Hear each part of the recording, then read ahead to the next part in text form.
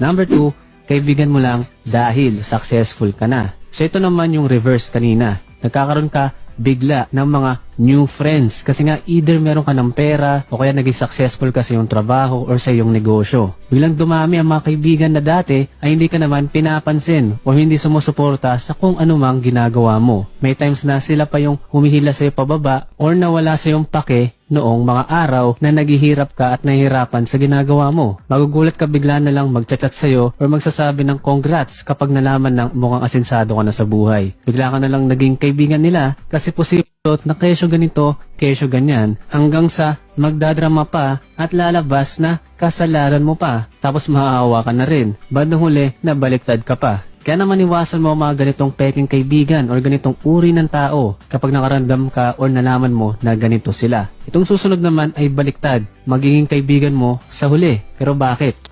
Number 2, kaibigan mo lang dahil successful ka na. So ito naman yung reverse kanina. Nagkakaroon ka bigla ng mga new friends kasi nga either meron ka ng pera o kaya naging successful ka sa iyong trabaho or sa iyong negosyo. Biglang dumami ang mga kaibigan na dati ay hindi ka naman pinapansin o hindi sumusuporta sa kung anumang ginagawa mo. May times na sila pa yung humihila sa iyo pababa or nawala sa iyong pake noong mga araw na naghihirap ka at nahihirapan sa ginagawa mo. Magugulat ka bigla na lang magchat-chat sa'yo or magsasabi ng congrats kapag nalaman ng mukhang asensado ka na sa buhay. Bigla ka na lang naging kaibigan nila kasi posible na kesyo ganito kaibigan na bad influence. Isa pa ito sa peking kaibigan na makakasalamuha mo. I think wala namang matinong kaibigan na gusto ka pang impluwensyahan ng masama. Kumbaga dinadamay ka pa sa kalokohan niya kahit nananahimik ka lang. May mga kaibigan na tuturuan ka magbisyo, maging sugarol, mag-inom, magyosi, magdroga, magtambay ka na lang daw, maging addict ka sa kabastusan, sa porn, maging sobrang maluho ka, at sa iba pang uri ng mga bad influence na nakasira or pampabagal sa progress mo. Minsan din kasi mahirap mag-say no sa mga akala nating kaibigan or minsan napipeer pressure ka pa. May times din na napapagaya ka sa kanila dahil lagi mo silang kausap or kasama. Imbis na mga kaibigan,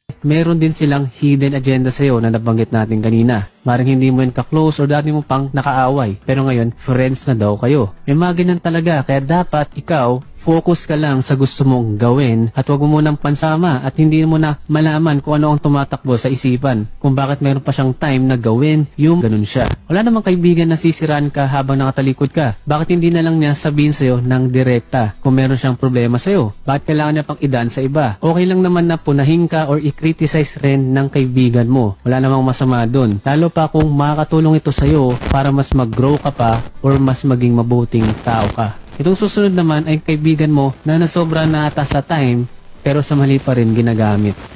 Number 5, kaibigan na tamad at palaasa. Ito yung mga kaibigan mo na para bang walang goal or ambisyon sa buhay. Tatambay-tambay na lang at ubod ng katamaran. Although dapat ang totoong focus natin ay ating sarili, pero minsan sa ibang tao ay nahawa tayo. Nag-ibang ating mindset at perspective sa buhay kung meron tayong kaibigan ito na sobrang nata sa drama at hindi mo na malaman kung ano ang tumatakbo sa isipan. Kung bakit meron pa siyang time na gawin yung mga ganitong bagay na wala namang kwenta. Pero maring yun nga kasi baka merong hidden agenda na papabor. Para kasi yung nangyayari sa iba ay akala nila na okay lang maging tamad. Kasi bakit yung kaibigan ko tamad naman pero buhay pa rin? Sarap pa ng buhay, patulog-tulog lang or palaro-laro lang ng games sa bahay. So dapat ganun na lang rin ako. Okay lang pala maging tamad. O kaya naman maiisip mo na o ba't itong si Pedro tatamad-tamad lang sa school pero nakakapasa naman kahit papaano. So dapat ganun na lang rin ako, maging tamad na lang rin kasi ganun din naman makakapasa pa rin. Hindi na ako mag-e-effort, hindi ko nagagalingan o hindi na ako mag-i-improve pa. Pero ang totoo ay hindi ka naman aasenso kung lagi kang tamad. Okay lang mag-relax paminsan-minsan pero wag mo naman araw-arawin na parang wala ka ng target sa buhay mo. Gusto mo na lang bang humilata at para kang buhay mayaman na ayaw nang magtrabaho. Pero ang mga mayayaman nga sa mundo, nagtatrabaho pa rin kahit na meron ng malaking pera. Pero ba't ikaw? Hindi. Kasi maaaring naging masyado ka ng komportable sa kalagayan mo ngayon at nasasanay ka na sa ganyan kaya wala kang pag-asa. Kita mga tao na tatamad-tamad lang. Para kasi yung nangyayari sa iba ay akala nila na okay lang maging tamad. Kasi bakit yung kaibigan ko tamad naman pero buhay pa rin? Sarap pa ng buhay, patulog-tulog lang or palaro-laro lang ng games sa bahay. So dapat ganon na lang rin ako. Okay lang pala maging tamad. O kaya naman, may isip mo na O ba't itong si Pedro tatamad-tamad lang sa school pero nakakapasa naman kahit papaano? So dapat ganun na lang rin ako, maging tamad na lang rin kasi ganun din naman makakapasa pa rin. Hindi na ako mag-e-effort, hindi ko nagagalingan, o hindi na ako mag-i-improve pa. Pero ang totoo ay hindi ka naman aasenso kung lagi kang tamad. Okay lang mag-relax paminsan-minsan, pero wag mo naman araw-araw ng taong tamad at yung mga tao rin na umaasa lang sa hingi o sa mga magbibigay sa kanila. Pwede rin kasing magbanat ng buto at kumilos, hindi yung puro limos o libre. Tapos ang lakas pang magreklamo sa bagay-bagay at galit pa sa lahat, pero wala namang ambag. Kaya mas maganda pang iwasan mo mga ganitong uri ng tao na walang may tutulong sa'yo.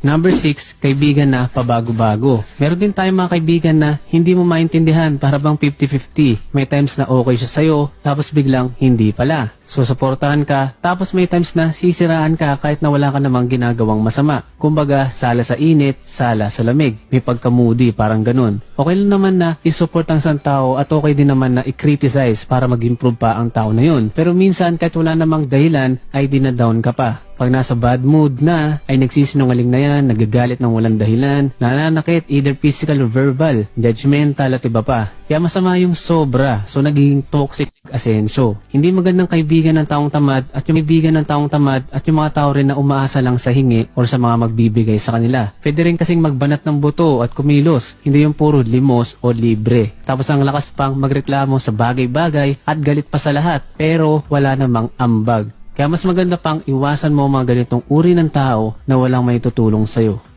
Number 6, kaibigan na pabago-bago. Meron din tayong mga kaibigan na hindi mo maintindihan, para bang 50-50. May times na okay siya sa'yo, tapos biglang hindi pala. So, suportahan ka, tapos may times na sisiraan ka kahit na wala ka namang ginagawang masama. Kumbaga, sala sa init, sala sa lamig. May pagka-moody, parang ganun. Okay lang naman na isupport ang isang tao at okay din naman na i-criticize para mag-improve pa ang tao na yun. Pero minsan, kahit wala namang dahilan, ay dinadown ka pa. Pag nasa bad mood na, ay nagsisinungaling na yan, nagagalit ng walang dahilan, nananakit either physical or verbal, judgmental at iba pa. Kaya masama yung sobra, so nagiging hindi magandang kaibigan ng taong tamad at yung makakatulong. Kaya naman may mga relasyon o may mga magkakapamilya na nasisira dahil sa ganyan na hindi maintindihan kung ano ba talaga ang gusto o opinyon ng isang panig. So iwasan mo ang mga ganitong uri ng tao at kung ikaw ay parang ganito na nagiging toxic na ang pagka-moody mo, kailangan mo ring magbago at mag-improve.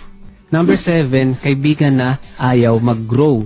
Ito yung mga kaibigan mo na parang hindi na natuto or nag-mature. Sila yung mga tao na parang sarado ng utak sa sinasabi ng iba. Kumbaga para sila ang laging tama, tapos kapag hindi pumanig sa gusto nila ang isang bagay, ay para bang pinagmumukha ka pang guilty dahil hindi ito pabor sa kanya. Tapos kapag nagkamali ka, ay pinapamukha talaga sa'yo na mali ka at failure, pero sa mas harsh at exage na paraan. Mas gusto nilang gawin yung mga dati nilang gawi o mga bad habits kahit pa, yun nga, mali ito at hindi sila naging responsable sa mga bagay-bagay. Ayaw nilang mag-improve for the better, mag-level up, baguhin ng mali at hindi rin nakakatulong. Kaya naman may mga relasyon dahil maling habits or na matuto. Kaya parang stress lang sa'yo tong mga ganitong tao at sayang sa time.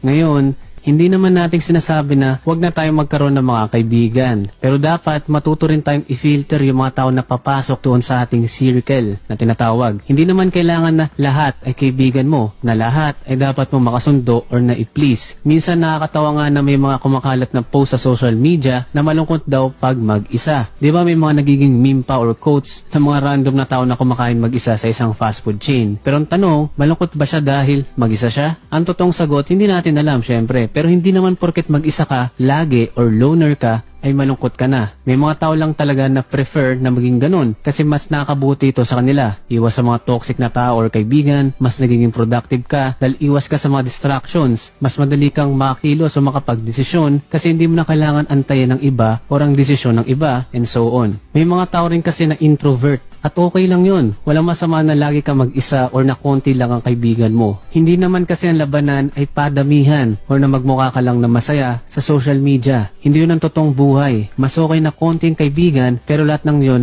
ay mga quality na kaibigan. At mga kaibigan na nakatulong sa'yo at nagtutulungan kayo lahat pataas at hindi mga negatibo, peke at mga toxic na kaibigan na napipilitan ka lang paisamahan para lang maging belong ka at masabing meron kang kaibigan. Okay lang mabawasan ng kanang kaibigan. Isipin mo, gusto mo ba ng 10 bulok na prutas sa ref or isang prutas pero hinog at maayos? maling lifestyle, maling habits, or na matuto. Kaya parang stress lang sa'yo tong mga ganitong tao at sayang sa time. Ngayon, hindi naman